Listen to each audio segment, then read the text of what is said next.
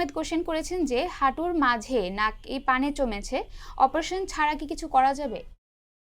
ধন্যবাদ শিমুল আহমেদ। আপনার হাঁটুর মধ্যে পানি জমেছে, কিন্তু পানিটা কেন জমলো সেটাকে খুঁজে বের করতে হবে। আপনি পানি বের করেন, সেটা অপারেশন করে বা অপারেশন ছাড়া সিরিঞ্জ দিয়ে বের করা যেতে পারে, কিন্তু বের করার আগে কিন্তু জানতে হবে যে পানিটা কেন জমেছে। আমরা যদি কোমর ব্যথায় লং টাইম আক্রান্ত হয়, তারপর বলেছি যে কোমরে যদি ডিসপ্রলাপস থাকে, অনেকের কোমরে আর ব্যথা থাকে না, কিন্তু সেটা আস্তে আস্তে পায়ের শক্তি কমিয়ে দেয়।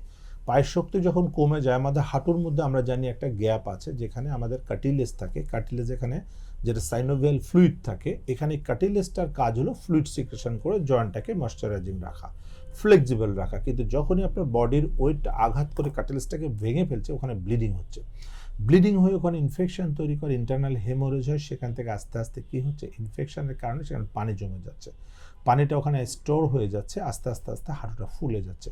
আপনি যতই পানি বের করতে থাকেন, পানি আবার আসবে, পানি বের করবেন, স্টেরয়েড দেবেন, আবার পানি আসবে। সো আপনাকে পানি যদি বন্ধ করতে হয়, আগে আপনাকে মেরুদণ্ডকে মেরামত করে মাসেল পাওয়ারকে বাড়াতে হবে।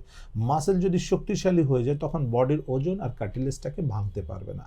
কার্টিলেজ না ভাঙলে ইন্টারনাল ব্লিডিং হবে না, তখন আর ফ্লুইডও আসবে না, আপনি সুস্থ হয়ে যাবেন। সো ট্রিটমেন্ট করার আগে অবশ্যই আপনাকে এই প্রবলেমগুলোকে আইডেন্টিফাই করতে হবে।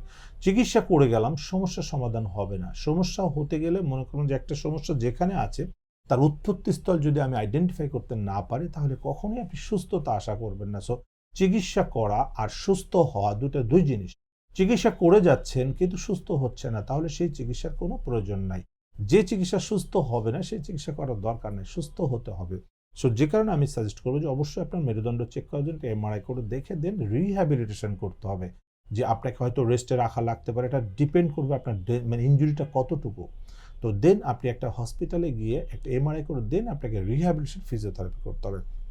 তাহলে পানিটা বারবার আসবে না, আপনি সুস্থ থাকবেন, সারা জীবন ভালো থাকতে পারবেন। ধন্যবাদ আপনাকে। এসপি হাসপাতাল, আন্তর্জাতিক মানের পূর্ণাঙ্গ ব্যথা নিরাময় হাসপাতাল।